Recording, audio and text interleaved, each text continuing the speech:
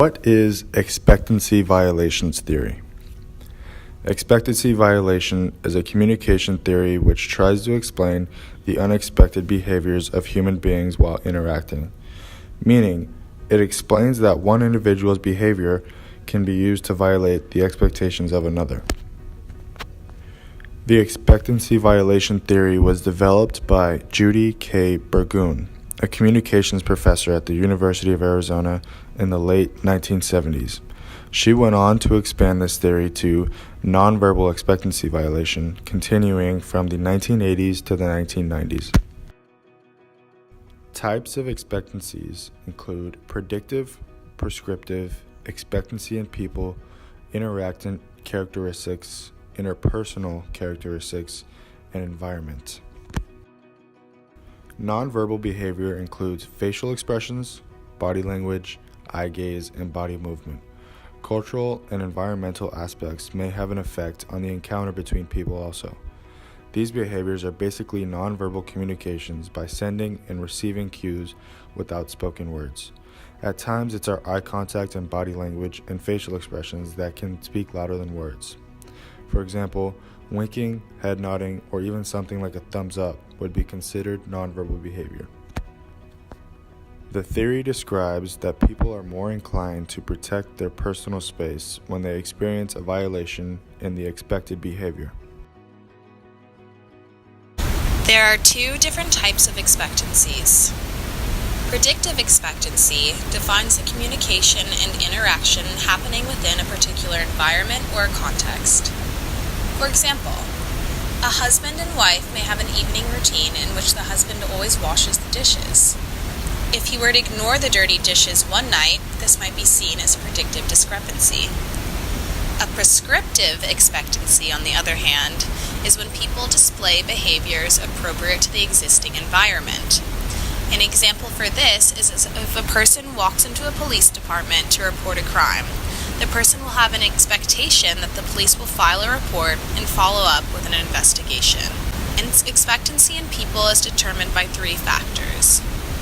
Interacted characteristics, which includes age, sex, and other personality traits of the person, makes the listener create an expectation of behavior.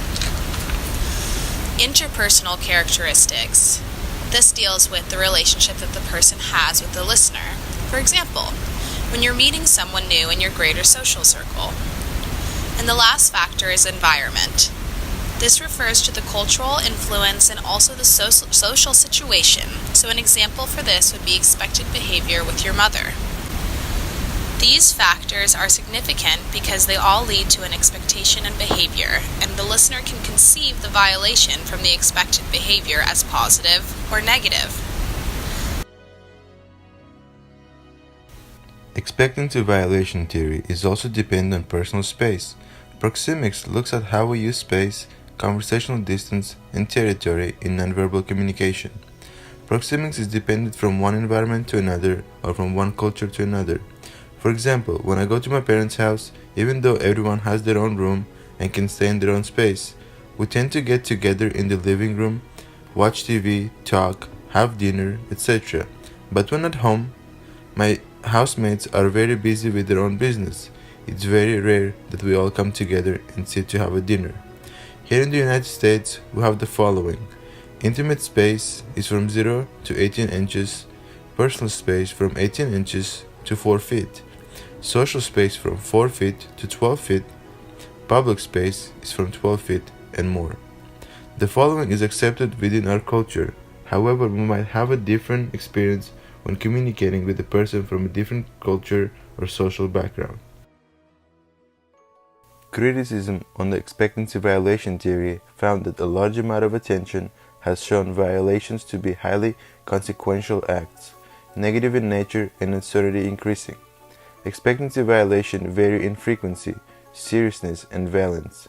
It has also been found to be true that expectancy violation theory carries a negative valence, yet numerous are positive and actually reduce uncertainty, and also because they provide additional information within the parameters of a particular relationship, context, and communicators.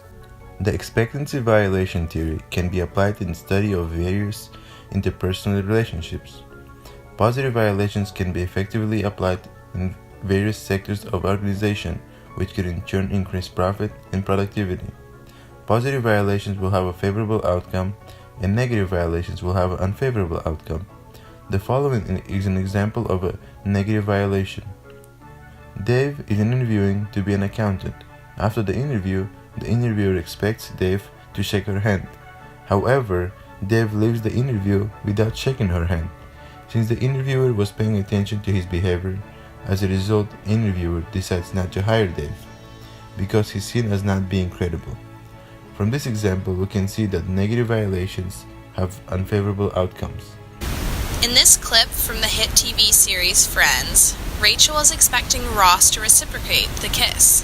Because of the two friends' close relationship of once dating and platonically raising their child, Rachel expected Ross to comfort her after the death of her father. Ross's refusal shows the expectancy violation theory in action because Rachel's expectation of Ross's behavior was violated and left unmet. Hey. Hi. I was gonna make us some dinner, but all I found in your dad's fridge was bacon and heavy cream. I think we solved the mystery of the heart attack. Did you call your parents? Oh, yeah, Emma's doing great. Oh, good. Wow. What? Just can't believe I'm in Rachel Green's room. What do you mean? You've been in my room before. Yeah, sure, right. Like I'd ever be in Rachel Green's room. Okay, I gotta tell you, it's really weird when you use my whole name. Sorry. You okay? Yeah. You had a rough day, huh? Yeah. Just so weird seeing him like that, you know? I mean, he's a doctor. You don't expect doctors to get sick. But we do. Yeah, he's gonna be okay, Rach. Oh, I don't want him to wake up alone. I should go to the hospital. What? No, hey, look. What? They gave him a lot of medication, okay? He wouldn't even know if you were there. Look, we'll go see him first thing in the morning, okay? Really? I shouldn't feel guilty? No, God, hey, Rach, you've been an amazing daughter, okay? Right now, you just need to get some rest. Okay, maybe you're right. Good night. Wait. Would you stay here with me for a little while? Sure. Okay. Thank you for coming with me today. Oh, of course. Rachel Green is very happy you're in her room. Me too. No. Come here. I just don't want to be alone tonight. Okay, well, I can maybe grab a sleeping bag or...